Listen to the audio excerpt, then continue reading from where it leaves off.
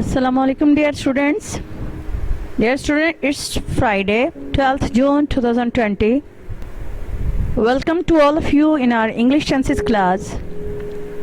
आज जुम्मा है 12 जून और हम आपको अपनी इंग्लिश टेंसेस क्लास में खुशामदीद कहते हैं. Yesterday we started our second term syllabus of English tenses and the topic is future tense with active and passive forms. We practiced simple or negative sentence structure and also translating method of sentences properly. Students, कल हमने second term syllabus शुरू किया English tenses का और हमारा second term का syllabus future tense है, इसकी एक्टिव और पैसिव वॉइस फॉर्म्स के साथ. हमने कल इसके सिंपल और नेगेटिव सेंटेंस स्ट्रक्चर और सेंटेंसेस को प्रॉपर तरीके से ट्रांसलेशन करने का तरीका सीखा. आई होप कि हम सब ने बहुत अच्छी तरह से इसको समझा है और ये हमें ट्रांसलेटिंग मेथड भी प्रैक्टिस हो गई है. Today we are going to learn interrogative and double interrogative sentences of future tenses. Dear students, as we have already learned that future sentence or simple sentence formula is subject plus helping verb, will or shall, verb first form plus subject. While to make negative sentence we write subject plus helping verb plus not, verb first form plus subject. Students, आज हम interrogative सवालिया and double सवालिया के sentences करने जा रहे हैं. Students, simple sentences बनाते हुए हमारा सेंटेंस स्ट्रक्चर या फार्मूला ये होता है कि हमने सबसे पहले सब्जेक्ट, उसके बाद हेल्पिंग वर्ब, फिर वर्ब की फर्स्ट फॉर्म और फिर ऑब्जेक्ट लगाना होता है. जबकि नेगेटिव सेंटेंस बनाते हुए हमारा सेंटेंस स्ट्रक्चर कुछ इस तरह से होता है: subject plus helping verb plus not plus verb first form plus object. We also learned that how to change the active sentences into passive forms. For this purpose we used sentence structure as first of all object, then helping verb. We used be with verb third form, by and subject. Dear students, we use subject with the objective case. और हमने ये भी सीखा कि हमने sentence को active से passive voice में और पैसिव फॉर्म में कैसे चेंज करना है. इसके लिए हमने अपना सेंटेंस स्ट्रक्चर ये देखा कि सबसे पहले हमने ऑब्जेक्ट लगाया, फिर हेल्पिंग वर्ब, हमने यहाँ फ्यूचर के साथ बी ऐड किया. पैसिव वॉइस में हमेशा वर्ब की थर्ड फॉर्म आती है. फिर हमने बाय लगाया और सब्जेक्ट का ऑब्जेक्टिव केस ये हमने यूज़ किया. इस तरह से हमने एक्टिव सेंटेंसेस को पैसिव फॉर्म में भी चेंज करने का तरीका सीखा है. I hope that we all have learned well and understood how to write future simple or negative sentences in active and passive form. मैं उम्मीद करती हूँ बेटा जी कि आप सब ने फ्यूचर सिंपल और नेगेटिव सेंटेंसेस को एक्टिव से पैसिव फॉर्म में चेंज करने का तरीका बेहतरीन अंदाज में सीख लिया है. And today we are going to learn how we can change sentences into interrogative form and also to double interrogative sentences to.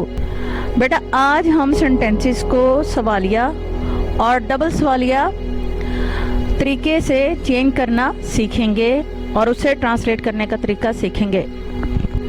First of all, we see that will or shall are the helping verbs of future tense. When we want to write a sentence into interrogative form, we use the helping verb at the start of the sentence. Dear students, जैसा कि हम जानते हैं कि will और shall जो हैं वो future tense का helping verb है, तो जब हमने सेंटेंस को सवालिया अंदाज में लिखना होता है तो हम उस हेल्पिंग वर्ब will और shall को सेंटेंस के बिल्कुल स्टार्ट में ले आते हैं. इस तरह हमारा सेंटेंस जो है वो सवालिया बन जाता है. We can write formula of active sentences as helping verb will or shall plus subject, verb first form plus object and then question mark. For example, will he buy a new shirt tomorrow?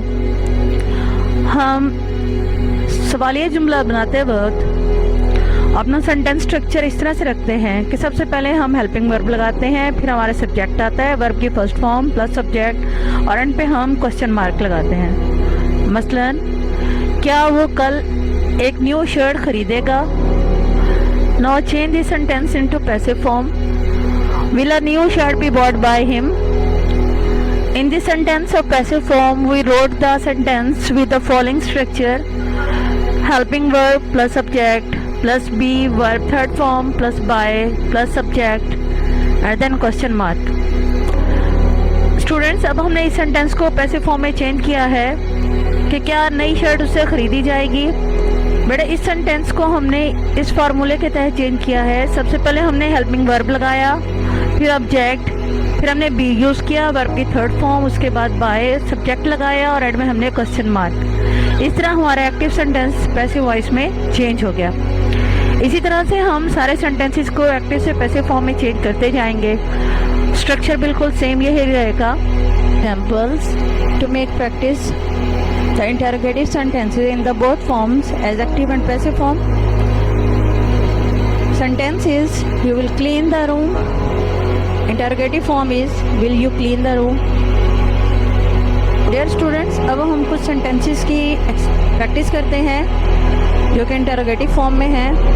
हमारे सामने sentence है you will clean the room, तुम कमरा साफ करोगे. इसका simple interrogative form बनेगी will you clean the room, क्या तुम कमरा साफ करोगे. Now change this sentence to interrogative form of passive voice. The room will be cleaned by you.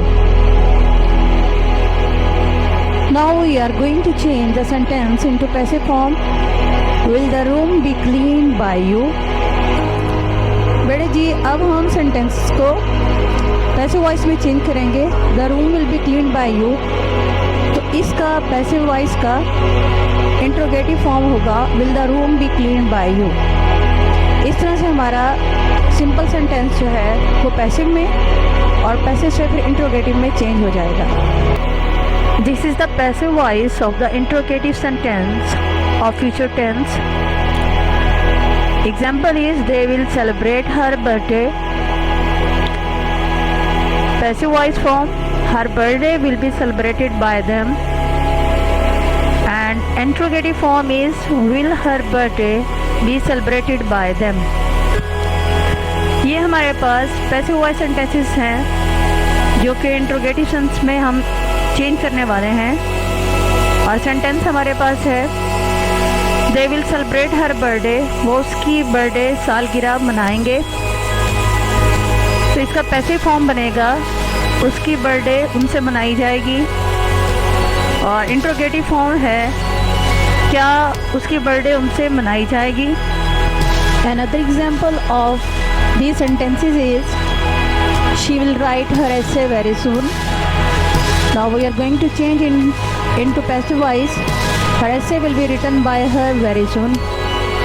Now this passive voice is going to be changed into interrogative form is will her essay be written by her very soon. Double interrogative sentences. We are going to learn about the double interrogative sentences also. We all know that WH family words are as what, why, where, when, whom, who. Students, अब हम double सवालिया जुमलों के बारे में सीखेंगे. ये बात हम सब जानते हैं कि WH वर्ड्स what मीन क्या, why क्यों, where कहाँ, when कब, whom किसको, who कौन, ये सब जो है वो सवालिया जुमला शुरू करते हैं और ये उनके शुरू में लगते हैं. तो तब हमारा जुमला जो है वो डबल इंट्रोगेटिव मतलब डबल सवालिया बन जाता है. For example he will buy a red car, a simple sentence. A red car will be bought by him. Passive voice will a red car be bought by him. Interrogative passive voice when will a red car be bought by him. Double interrogative passive voice form. वो एक सुर्ख car खरीदेगा, एक सुर्ख car उससे खरीदी जाएगी. क्या वो एक सुर्ख कार खरीदेगा? वो एक सुर्ख कार कब खरीदेगा? Another example of sentence is she will teach her children. Simple sentence. Her children will be taught by her. Passive voice. Will her children be taught by her? Interrogative sentence. Why will her children be taught by her? वो अपने बच्चों को पढ़ाएगी, उसके बच्चे उससे पढ़ाए जाएंगे। क्या वो अपने बच्चों को पढ़ाएगी? वो अपने बच्चों को क्यों पढ़ाएगी?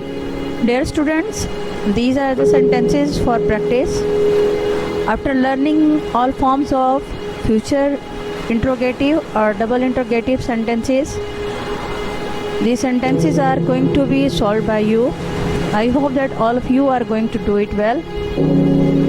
Students, ये आपके इंट्रोगेटिव सेंटेंसेस हैं। क्या मुसाफिर गाड़ी से रह जाएंगे?